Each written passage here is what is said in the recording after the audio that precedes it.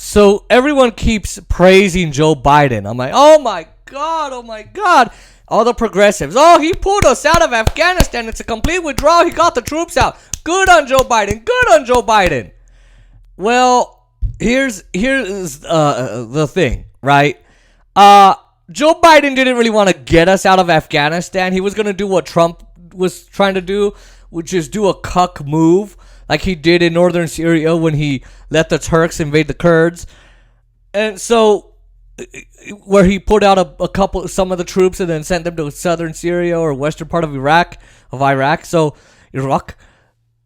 So Joe Biden had other plans post-withdrawal.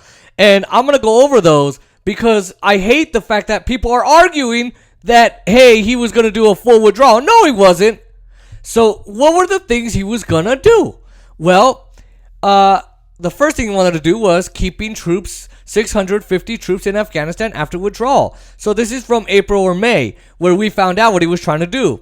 Roughly 650 troops are expected to remain in Afghanistan to provide security for diplomats after the main American military force completes its withdrawal. So he planned to keep 650 troops in Afghanistan indefinitely. Okay? And to protect some security or to provide security to diplomats. This again, how can you argue that this was supposed to be originally a complete withdrawal? How are you ignoring the facts, progressives, that he was planning to keep troops in there indefinitely? And at first, they said, hey, Mr. President, we should keep 2,500 troops in there. He's like, no, that's too heavy of a footprint. Let's keep 650. Like, that's not a heavy footprint of troops. Wow. Okay, so now, what else was he planning to do? Because obviously, Biden had a bunch of other plans. Here's another thing. Biden was planning on continuing, anti-terrorism measures. Now, let's look at this. This is from the Atlantic Council. The Atlantic Council still wants Biden to engage in counterterrorism operations. So, Biden wants to keep doing counterterrorism operations by having black ops, special ops in Afghanistan, and other contractors. So he wants to keep the troops in there, 650, and then he wants to do counterterrorism measures by having special ops, black ops, and other kinds of U.S. Military in there just to handle counterterrorism. Now, you could argue, oh, Jason, terrorism is still a big threat. Sure, absolutely. But is Al-Qaeda? No, because according to U.S. intelligence, Al-Qaeda has been pretty much submerged. They've been dead. They're gone. They're done. Yeah, they still exist in some parts of the world, but guess what? They're done. Is ISIS? Kinda. Because not really, because Muhammad al-Baghdadi, or I think that was his name, he got killed by the U.S. by a bomb, and then they had that fake photo up with Trump, him trying to pretend he was really watching and doing work, trying to imitate Obama's. Like, dude, Obama's was authentic. Yours was made up. Like, quick, get everybody in.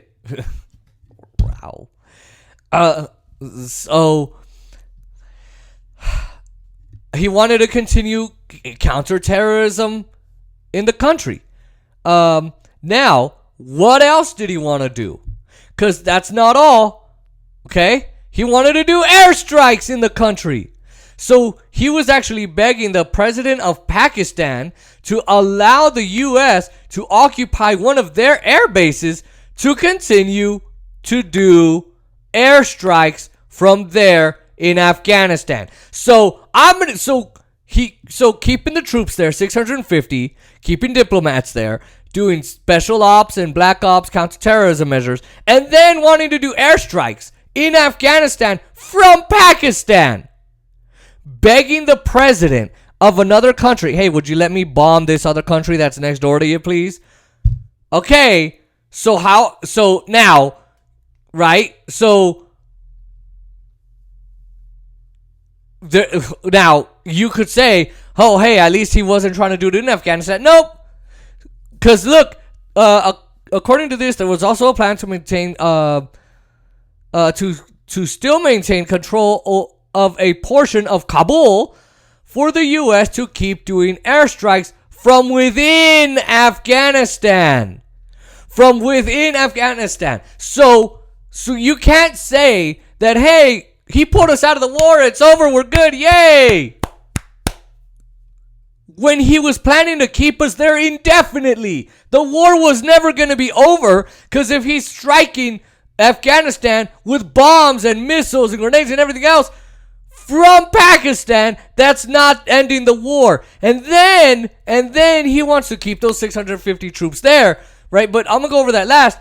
Then he says, I want to be in Kabul still, not just controlling the airport, but I want to control part of Kabul so that I can continue to bomb you. You're effing kidding me. That's not called ending the war in Afghanistan. What that's doing is, hey, we're going to continue war in Afghanistan because terrorism. Not for anything valid. But you know why he couldn't do it, right? So the Taliban took over in 9 days without firing a single effing shot, without firing a single bullet. They took over like nothing. Just boom, boom, just took over. Basically, the Taliban told Joe Biden, get the F out of our goddamn country. You've been here for 20 years. Get out. Get out. So they forced his hand. So now he can't do the airstrikes, although he's planning to, still trying to figure out which country will let me do the airstrikes in Afghanistan. From which country can I do it from? Do it in. And then, he's still trying to continue airstrikes or counterterrorism measures in Afghanistan, where we shouldn't be in the first place, where we shouldn't have been in the first place. I don't care about, we had to get Osama bin Laden. They offered Osama bin Laden and the U.S. said no.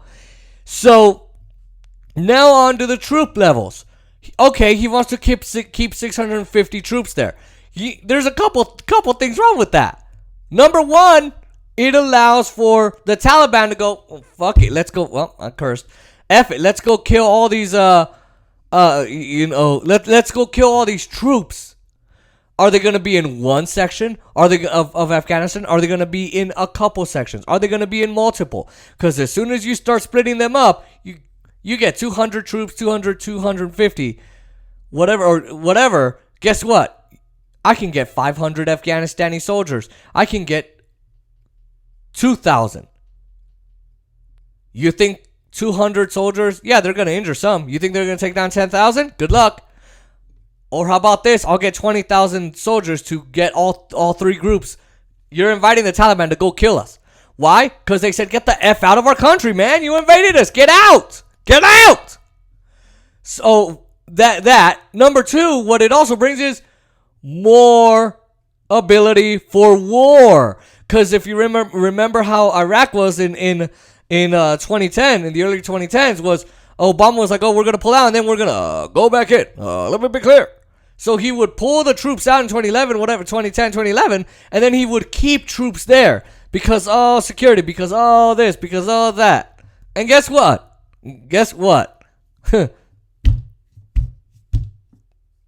Right? We're still in Iraq because Trump came in and thought, I need to put more troops too. Then Biden came in and said, I got to put more troops in. I mean, come on.